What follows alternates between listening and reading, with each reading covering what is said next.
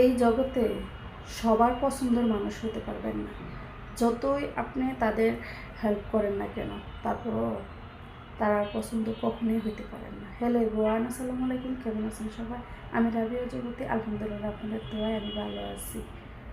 স্বামীর টাকা না থাকলে শ্বশুরবাড়িতে আরও বেশি অবহেলা করতে হয়। স্বামীর টাকা থাকা দরকার, নিজেও কিছু উপার্জন করা দরকার, স্বামীরও টাকা আয় করা দরকার। কারণ স্বামী যদি টাকা না থাকে তাহলে বউকে চাকরানির মতন রাখে শ্বশুরবাড়িতে। যারা ভাবো যাদের খুব তাড়াতাড়ি বিয়ে করে ফেলবো, আসলে করুন। বিয়ে যে কত মজা সেটা করার পরে বোঝা যায়।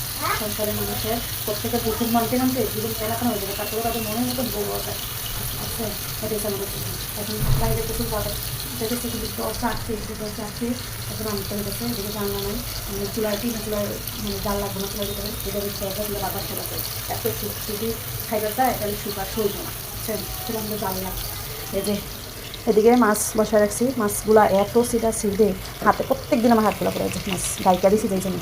আর এদিকে যে একটা বসাই দিচ্ছি পেঁয়াজ ভুনা করে, এদিকে টমাটো দিয়ে আলু দিয়ে মাছ দিয়ে রান্না করবো, এটা খাইতে খুবই ইচ্ছা করতেছে, তার জন্য এটা আজকে রান্না করতেছি। এই যে কখন সবচেয়ে বেশি কষ্ট লাগে জানেন? যখন সমস্ত কাজ করার পরে সব কিছু মুখের কাছে রাখার পরেও কিন্তু যখন কথা শুনতে হয়, তখন সবচেয়ে বেশি কষ্ট লাগে। মনে চাইলে কেন সংসার জীবনে আসলাম, কেন বিয়ে করে বসলাম, কেন একসাথে থাকতে গেলাম। বিয়ে করে যদি তাদের সাথে না বানাবে খর, যদি তাদের সাথে না মেছ আলাদা থাকা লাগে, আলাদা থাকা অনেক বেলা, 3 বেলার থেকে 1 বেলা খাইও যদি থাকে তাও শান্তি। কিন্তু সবার সাথে খাইটা কতটা কষ্ট করতে হয় সেটা তার কাছে বলার মতো না।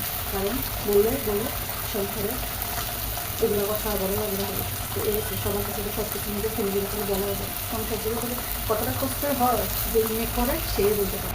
আর একটা জিনিস থাকতে হবে, সেটা হচ্ছে ধৈর্য। ধৈর্য যাই নিয়ে না থাকবো, সে নিয়ে সংসারের ভিতরে প্রতিদিন ঝগড়াটা বেশি দেবো। কারণ বাবা বাড়িতে যত রাগিলাম হয়ে থাকে, শ্বশুরবাড়িতে আমি ধৈর্যশীল হতে দিই। কারণ খারাপ শ্বশুরবাড়ির লোকেরা যে যেমনি পারবো এমনিই বলবে। একদিন তরকারি মজা না হলে সেটাও বলবে, আবার একদিন মজা হলে সেটাও প্রশংসা করবে। একদিন একটু কাজ কাম করলে, তারপরে শরীর অসুস্থ শুয়ে থাকলে কত ধরনের কথা বলি। এগুলো সব কিছু ধৈর্য ধরে হজম করে নিতে দিই। নয়তো যদি স্বামীর কাছে বললে, স্বামী বললে সব কথা তো আমার কাছে বলতে হয়, স্বামীর কাছে বললে তিনি লাভ হয়। ধৈর্য ছাড়া সংসারের ভিতরে সত্যি কথা ঠিকাই জানে। তো এটা হচ্ছে মেয়েদের থাকতেই হবে মাছ। আজকে গরমে বসে বসে কী রান্না করলাম, এদিকে হচ্ছে রুই মাছ তরকারি রান্না করছে, এটা রুই মাছ ভুনা, আর এটা হচ্ছে পাঙ্গাস মাছের আলু দিয়ে টমেটো দিয়ে ঝোল। প্রত্যেকটা তরকারি দেখতে খুবই সুন্দর হয়েছে, কালারটাও খুব সুন্দর আসছে, মাশাল্লাহ খেতেও অনেক মজা হচ্ছে। একদম ঘেমে গরমে একাকার হয়ে আসছি, একাকার হয়ে থাকি আর কি রান্না করলাম এত গরমের ভিতরে। এই যে এটা হচ্ছে রুই মাছ টমেটো দিয়ে ভুনা করছি, এদিকে পাঙ্গাস মাছ আলু দিয়ে টমেটো দিয়ে ঝোল করে রান্না করছি। এটা খেতে ইচ্ছা করতেছে, কারণ এখন প্রচণ্ড গরম, গরমের মধ্যে একটু টক ভালো লাগে।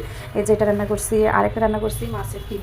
মাছের ডিমটা রান্না করছি, এটা রান্না করা টেবিলে রেখে দিয়েছি, তার জন্য আমাকে দেখা দেখতেছি না।